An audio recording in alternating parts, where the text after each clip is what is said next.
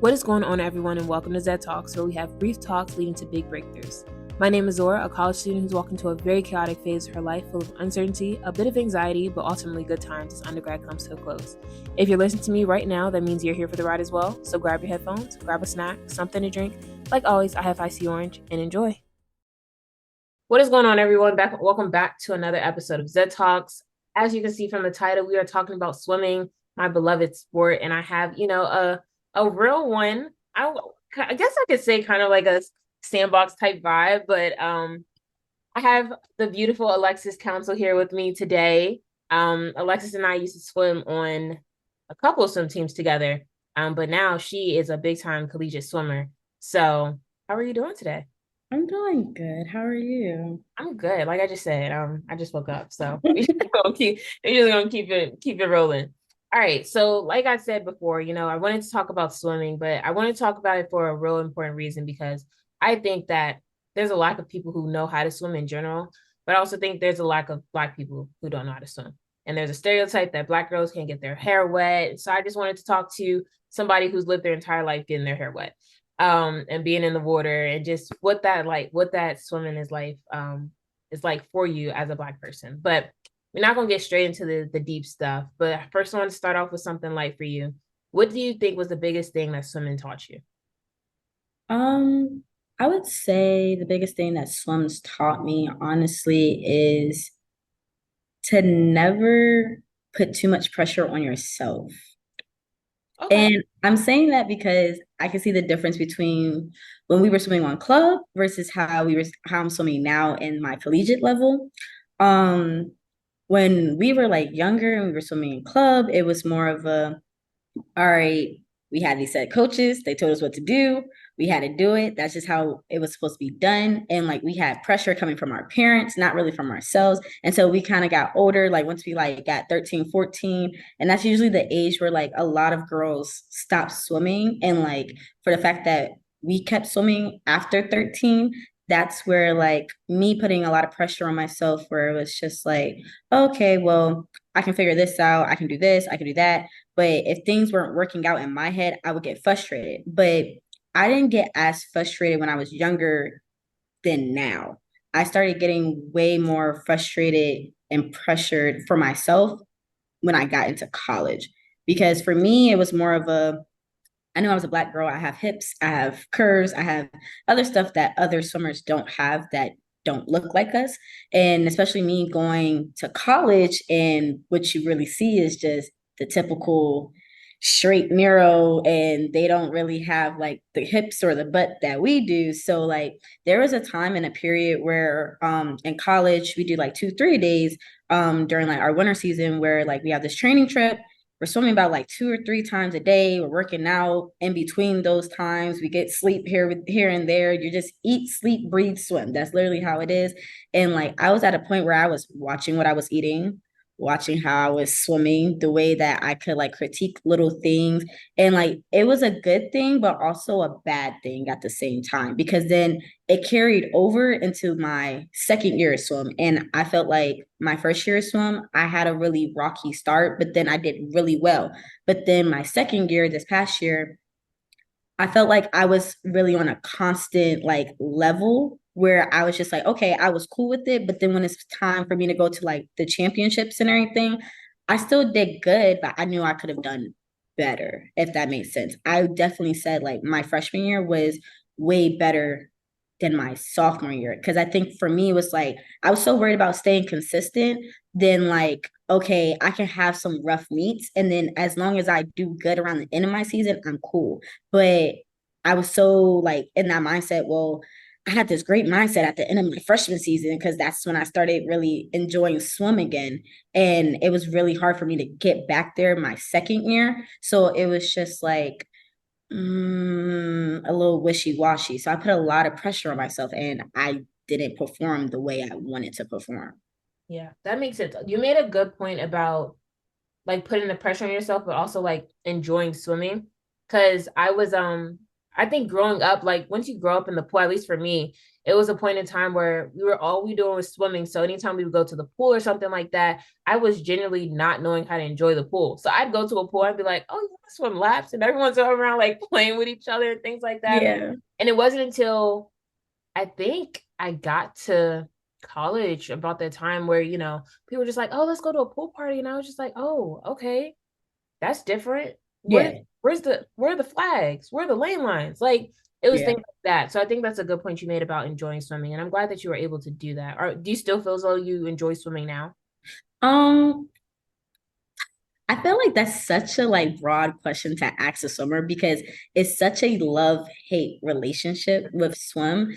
And I feel like especially for me, because we started out like really, really young. And a lot of people like they either start really late or they start really young. But especially for girls, it's like you have to start young because you're not going to see results. For guys, it's like it's weird because we've had teammates like Matt and like other people that we've seen that started in high school and went to college and swim. Like I have a teammate, his name is Julian. He didn't start swimming until he was like 15 or 16.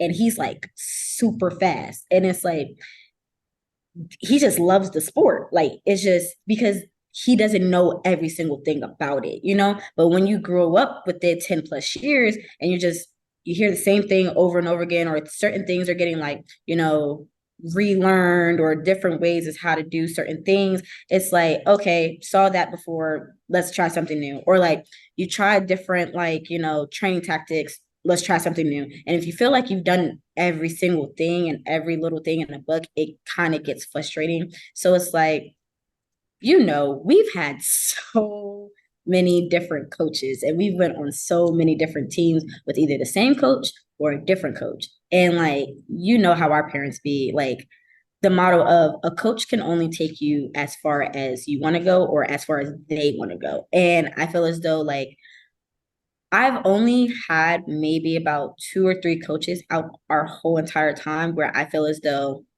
I actually enjoyed swim. I was getting results from swim. And I was just like, okay, I feel like I can go a little bit further than what they're teaching me. You've known I've gotten backdoored in from a lot of coaches. I've gotten a lot of like stigma from a lot of coaches, but I've only had 2 or 3 coaches where I can say like, okay, they might be a little, crazy in the head, you know what I'm saying? But they mean all well and they're gonna do what they say they're gonna do for like me as a swimmer and my other teammates. So it's kind of like a mixed balance of trying to figure it out, honestly. But I feel like this year I'm at a place where I'm just like, okay, I'm going to relearn how to love swim because it's kind of sad to get to college and like have the sport kind of suck all the love from it because at that point it's just a chore. Yeah.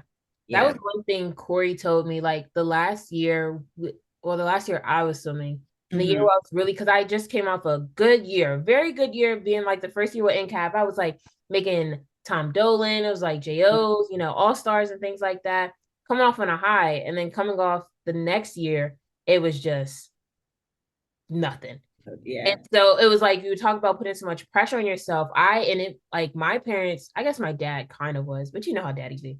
But Yeah. it was like a point where I was genuinely Corey was like, Zora, you have to stop putting so much pressure on yourself. I would go in the race and be like, oh my god, I gained time. Oh my god, I Yeah. gained time. And just crying there and just sitting like, and he was like, you just gotta stop. But I think that's when I fell out of love with the sport. I was just like, it just wasn't fun anymore.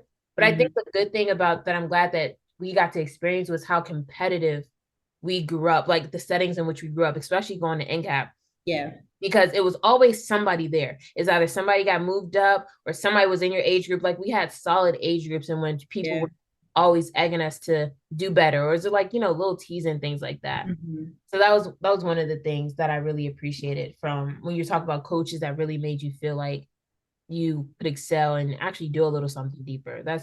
I'm forever in debt or forever grateful for Corey for that, for Oh sure. yeah. It's like it's kind of funny because it's just like for us, which a lot of people didn't know, like when we were in Prince League and the top teams were predominantly Black teams. And that's what a lot of people just didn't understand. It was like it was our team, you had Tacoma, and then like you had Kingfish. It was like the top three teams was predominantly black. And then I think was it Greenview or it was some other team in Cheverly or something like that that bumped Yeah. up to the A division, Mhm. and they were predominantly black and Asian. Like it was the minority groups that were a part of the A division that a lot of those other groups weren't touching. And it was kind of like a awe moment. And it was like really like cool because those coaches, like let's say like Corey might not have said anything to us, like those coaches would come talk to us. And that was kind of cool because it was just like, oh yeah, you on the opposite team and you were to say something to me. It's just like you can either take it with a grain of salt or you can really take in what they said to you, which was like really cool. So Yeah. I I definitely think it was really weird, or I think it's so weird when people talk about, black people don't swim. Black people don't swim. Because I'm just like in Prince George's County, they do. They yeah, definitely do in the DMV area. Because yeah. like when I say like what we had, not only in Teresa Banks and NCAP, but just in the area and like swimming, even like DC area, unheard of. Unheard of. Like people, like I got to school and it's so weird because I go to school in Prince George's County. And I was like interested to see what the club swim team looked like. Mm-hmm.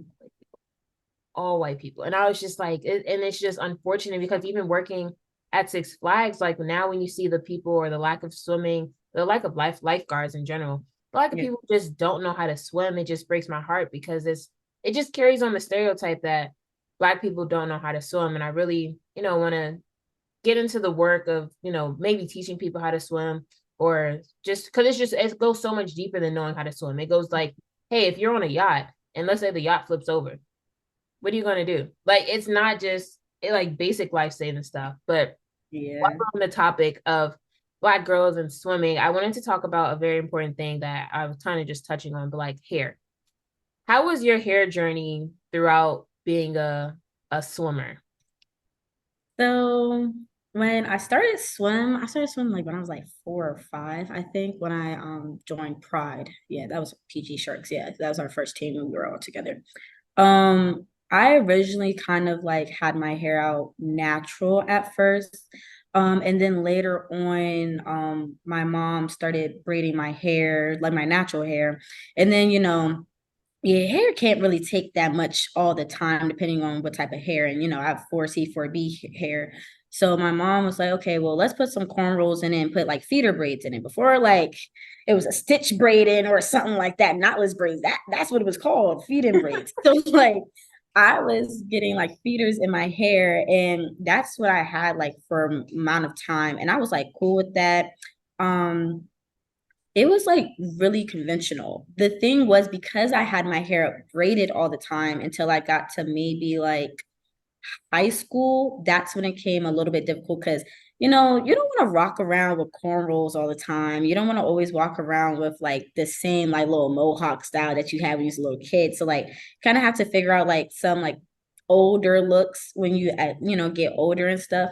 So I started like playing around, started doing just I usually just, my go-to, my individual braids. I had it was long enough, but they were small enough to put in my cap. So like I, cornrowed it up, put it in the cap. It was cool. Like if I had a double cap, I double cap. I really never had any issues with my hair. Until like probably like COVID hit. And that's when girl didn't know how to do her hair. I didn't know how to do, like, I couldn't even tell you to do a slick back on my hair. Like I did not know how to do that. Like I was just like, I used to go to Layla to ask to do my hair. Like Yeah. it was Even me. things like that. Like I did not know how to do my hair. So then like COVID, I had to learn how to do my hair. I would talk to Layla about how do I like do this, how to do that. And then like when we got out of COVID and I went straight into college, I went back to doing like, my individual braids and stuff because, at Frostburg, there are a lot of like, braiders up there. So I always like had my hair like that. And then I kind of got tired because I was just like, I love doing the braid style and I love doing different things with my hair and I don't want to perm it or anything. So I was just like, and I'm so lazy with my hair too. I was just like, I need to lock it up. So I was like, at the end of my season, I was like, I'm just gonna lock my hair. And that's just how it was gonna be. Like I went through so many stages with my hair, and I was just like, I'm just gonna lock it. And I feel like that was the best decision I've ever did. Like a lot of people like they get confused because even still with my locks, you see, I switch it up all the time. I'll get braids, I'll get boho locks, like I'll do like things like I'll slap on a wig, like I'm doing different things even still with my locks. But that was the best decision I ever did because it was just like it was cool, it was easy, and also I didn't have to always worry about like feeling like my hair was always heavy in my cap as well. And I think it was also like kind of like a game changer for me because like I started realizing, when you take some, hair out, some things out, start losing some seconds with swim. So it was kind of cool for me. Like I never really had issues with, dealing with my hair. A lot of people like they always ask me like how I got it in a cap or something like that. Like some people they were just genuinely curious, and other people it was just like they're just asking just to be funny. Like you don't see me put my hair in my cap like every single day. But it's been like a little nice ride. I went through a lot of stages with my hair. Man, I've been so frustrated with my hair before. I wanted to cut it. Like I wanted to go like completely like how my mom's cut is. Like that's how like low I was trying to go. And like I just like stuck it through and I was like, you know what, I'm gonna figure it out. Cause I don't know if I can do the short hair community. I can't do that.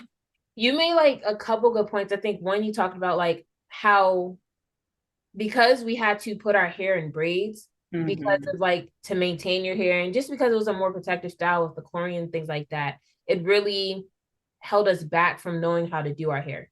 Because I even now, like you said, COVID was really like a time and Layla was just like, I'm not doing hair anymore. So I was like the first time I was just like, okay, I gotta learn how to do my hair. And for a while I was rocking the updo, the little ponytail, and then I realized I was like, you can't do that because your hair breaks off.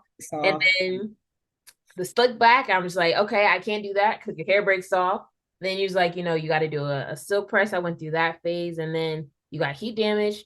So it was just a constant battle of, and I think that was one thing that we just have to get better of, or teaching people how to do that, or Black girls just how to maintain your hair. What are some different styles you can do? Because you also talked about, we get braids, but it comes as an expense because that drag holds you back. So kind of finding a middle ground on how we can, I don't know, alleviate that stuff. Because locking seems like a great option, and I've been thinking about it for a little minute.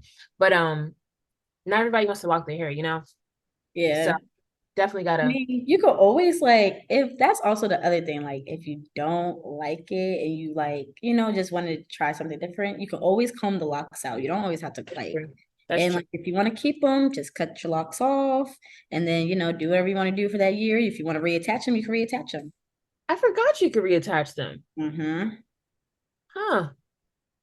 See, Oh, that's why I have no problem if I cut my hair because I'm telling you, when I get in my late 20s, I'm going back to locking up. I can't do it. I'm just very lazy. Like not even lazy with like things, but just lazy with like my hair. Like when I have my like hair locked up, I do my little 2-strand twist style, or I just put it in my favorite, put it in the slick back. I'm cool. I go about my day, or a ponytail. I'm cool. I go out by my day, or I just have it out. Like it's just very like easy to just maintain for me, and I can just yeah. get a retwist when I want to get a retwist.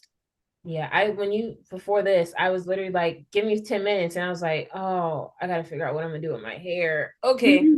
But yeah, that was a good one. Okay. I appreciate you commenting on that because I also wanted to talk about, you talked about, your ups and downs, your love and hate relationship with swimming. I wanted to get your opinion from club swim. What do you think was your favorite moment in your entire club swim journey? And then I'm gonna tell you mine.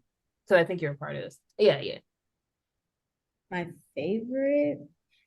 If you Mm, don't have a favorite, give me top two. I know you at least have a top two. I feel like I have a top two. Okay. Okay. This was my favorite. Okay. It ended up being my favorite moment because I was forced into the moment. But I think one of my favorite moments was I think I was like 12, 13. I think I was 12 or 13.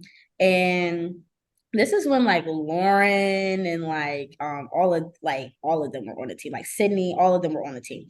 And I like, I always did the relays like that end relay every single summer. And they pulled me out that relay. And everyone knew I was like very upset about that because I was like, I don't understand how I can just do all that work and then do all that, and then you just pull me out. I'm like, you know what? It's cool. So, you know, my mom was like, listen, like, just trust the process. Like, you're gonna be upset, you're gonna be mad. It's fine, it's fine, it's fine. So you remember that summer, like, I had 3 individual events I had to do. And I was so proud of myself because I was just like, dang, I became an IMer, a freestyler, and a breaststroke in one meet. Like, I was cool. I was like, okay, cool, cool, cool. So I'm like mentally getting myself together, you know, this and third. And all I hear is Corey talking about some, hey, you got your suit on?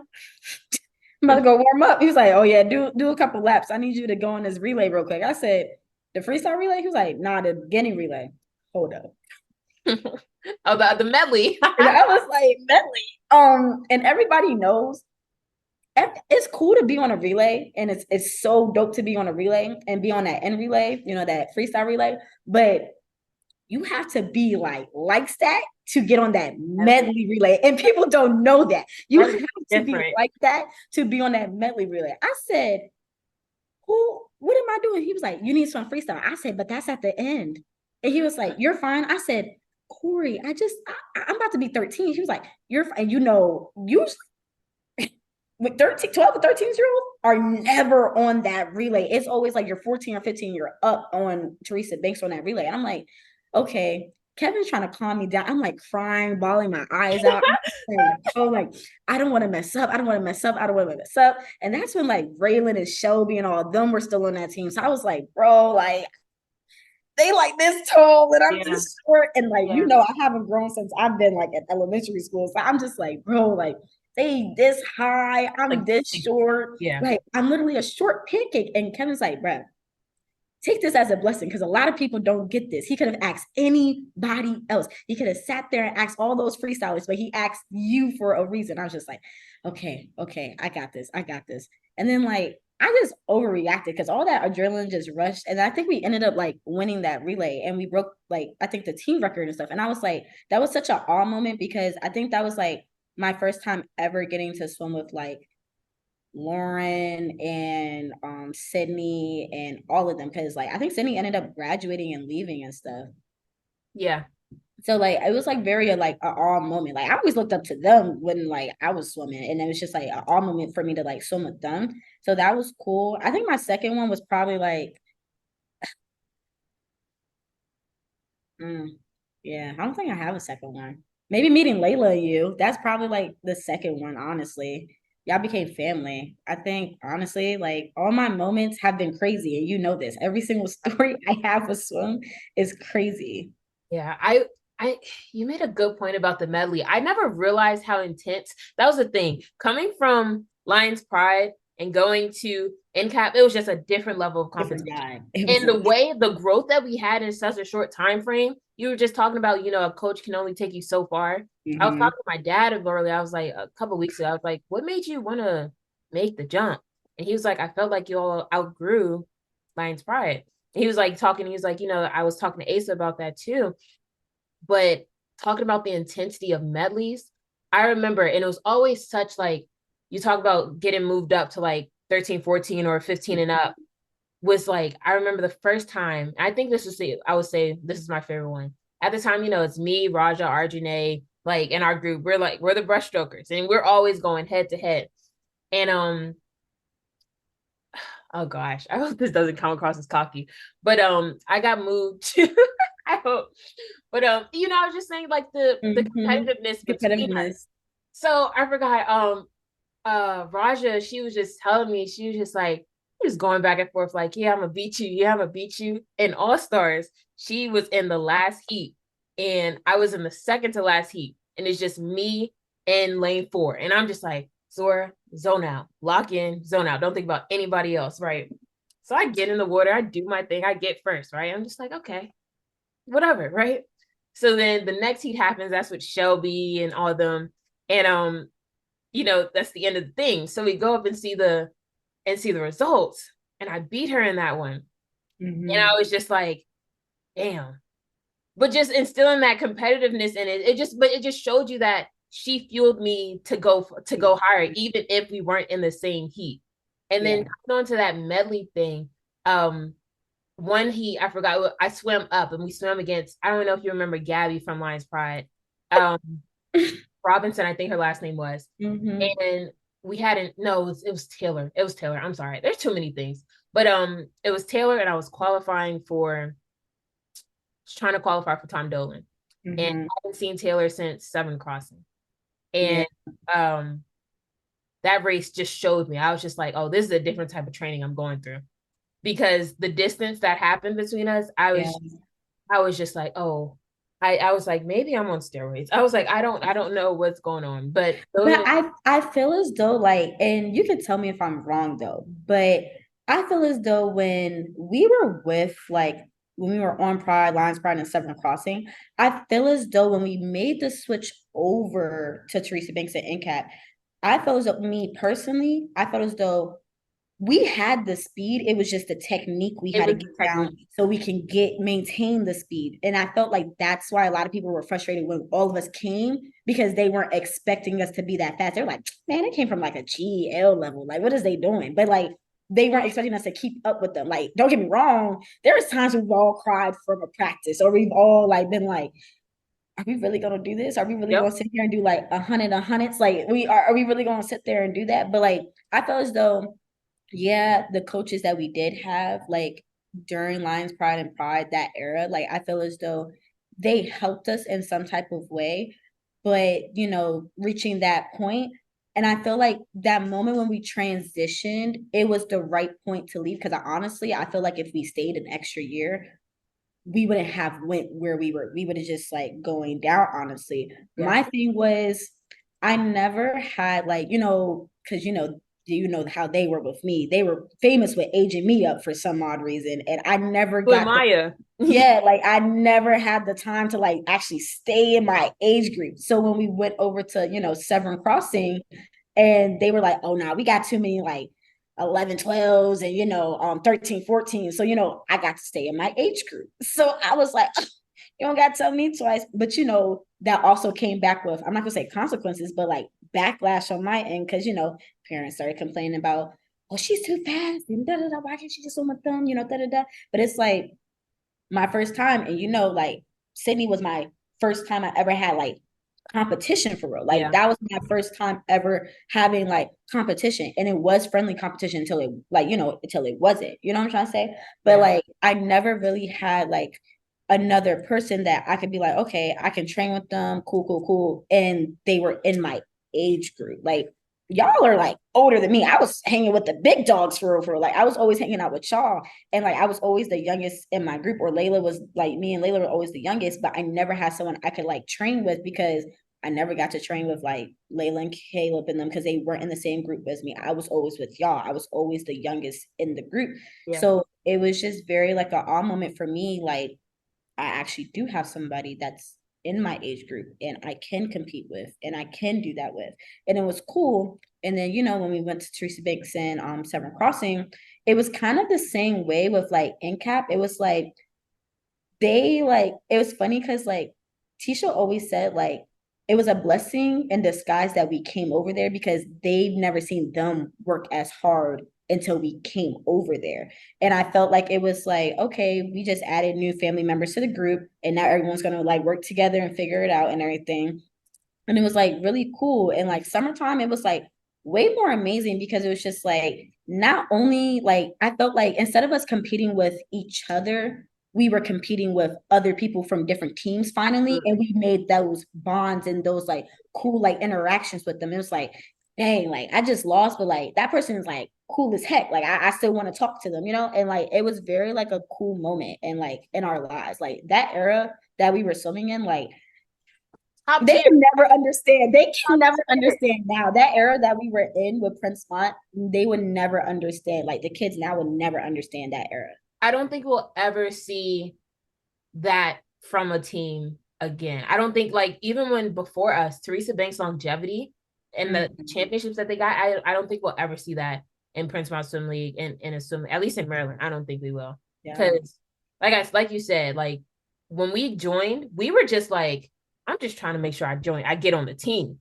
Yeah. Make sure I get a spot, Yeah, she had tryouts. I never had that before. Tryouts. I remember tryouts so vividly. And I was just like, are we trying out right now in front of all these people? Yeah. I feel like for me, it was a very like it was a very humbling moment for me because it was just like I was so used to working out with y'all and being in the same group with y'all, and I wasn't in the same group with y'all at first. So I was like, dang, like, what you trying to say? I suck or something? And Like, it wasn't that. That's when I understood that Tisha's and like the way they broke down, it was never a speed thing. It was never a yeah. speed thing. It just showed, I think Tisha was a technique person. Tisha was definitely a technique person. And looking back on it, I definitely wish I went with Tisha at first. Because I just think I love Corey. Love Corey. I there was a different dog in Tisha that I just never got the chance to. I She remember was a distance swimmer. Of course, there's gonna be. I remember we were in one, Corey wasn't there, and we had Tisha, and everybody was just like, oh my God. And I'm all excited. I was like, yeah, Tisha, right? That was the worst practice I've ever been to. Oh wait, is that when she combined the practices Yes, together? yes, yes. And y'all were like so I, mad, bro. You're I just never, y'all looking at us like, how are y'all still going? But it's like it was, you we're all were so conditioned. trained. Yes. You all were conditioned. So I definitely think that there was a different competitiveness, but friendly competitiveness, like you said, intelligent and Mhm. kid friendly. But definitely a competitiveness and just a desire to not be replaced or overranked by somebody. Mhm. That just kept us going, and that's what continued it out until it started to die out when people high school, things like that. And that's one of I would think say like before we wrap it up, I would say like that's one of my biggest regrets. And it was probably quitting when I did. I definitely regret it because in the moment I was like, okay, military me, this is gonna work out. And it was just like I lost a lot aside from losing the sport that I love, but just that bond and that family that we had. And it was weird because I remember because Layla was still swimming, but that summer I went and I just saw everybody and I just felt so outcasted. Um, and I was just like, damn, this is what you did. So I think that is a great experience. But I just wanted to get, before we wrap it up, I wanted to get one thing that you wish you did differently when it comes to swimming. I think one thing I wish I did differently, I think probably like carried my emotions differently. Okay. How so? And I'm saying that because a lot of parents really didn't like they liked me at first until like I You started started being dating a their kid. kids. Yep. Yeah. And like and it was very like hard because like y'all and you and Layla have held me before. Like there's times where like I would have to wait until we would like walk out of the place and then boo-hoo cry because of what a parent said. And then it would like trickled onto their kid towards me. Yeah. And like it would just be like very like frustrating for me because like y'all would see like there would be times at practice I would not talk to anybody or like I would be like I should have handled my emotions better where it was as okay they might have an issue with me and I might have an issue with them but I shouldn't take it out on everybody else if that made sense like it wasn't fair to everyone else to feel the cold shoulder that I was getting from like a specific person or a specific parent so I probably should have like kind of carried my emotions better. I feel like I did kind of a good job with that, but like at the same time, I know I could have done better. But I was younger and I I was about to was say, you were like 14, 13, yeah, and 15. I was very petty in my ways. Yeah, I think that's a good one to make, but also just showing like it got serious. Like at summer, people was about to fight over that type of stuff. Like, my mom is not a fighter. Is she not a real fighter? But she told me one time that she was about to get down and dirty with somebody else. Like, Yes. bro, Parents. like, And it's like it's so bad because it's like it's not even the kids, it's the parents. They're it's mean. parents. It's They're parents. so mean. And I'm just like, why would you ever say that about someone else's kid? But it's just that's just how they feel in those like type of like, environments and Yeah. things are said. And it's just like really like crazy. Yeah. I mean, for anybody who thinks that swimming doesn't get intense, it does. It definitely does. People only think, people are like that at basketball games and football games with kids, but it's with any type of thing. But, thank you so much for being on the podcast with me, Alexis. I have to remind myself not to call you the other name. I think yeah, I have to stop because it's like ingrained in there. But I really appreciate you coming on. I think, we don't get to shine enough light on what you have accomplished because you are a collegiate swimmer. Like that is a big deal, especially as a Black person. And I think, we just need more representation of that. And I just wanted to tell you personally, I think you're doing an amazing job. I'm Thank so proud that you've you. continued on that. It's like you said, like it's been a little journey, and I'm so glad that I've been able to see it, be a part of it. But yeah, I just wanted to let you know that, give you your flowers, because I know it's definitely being in a certain league when you have people who don't necessarily look like you all the time, that kind of make it a little bit discouraging. So Yeah, just I got to keep going now because everybody in our group stopped swimming. And when they got to college, they definitely stopped swimming. Like I'm the last one. I'm yeah, literally the last one. yeah. So I can't quit now. You can't quit, and you're almost there. You're going to like you're almost there. So you got it, and you're doing the damn thing. You're doing a great job. So Thank I just wanted to you. leave you with that. But that is it for this episode, everybody. Thank you so much for tuning in. Like always, make sure you all check in with the Instagram to stay tuned for updates on the podcast and things like that. We also have an episode talking about, like, on the topic of Black hair, called what is it called, Zora? I don't know how it's called, but you'll see the episode. So stay tuned for that one too. And like always, appreciate you all so much, and I'll see you all in the next episode.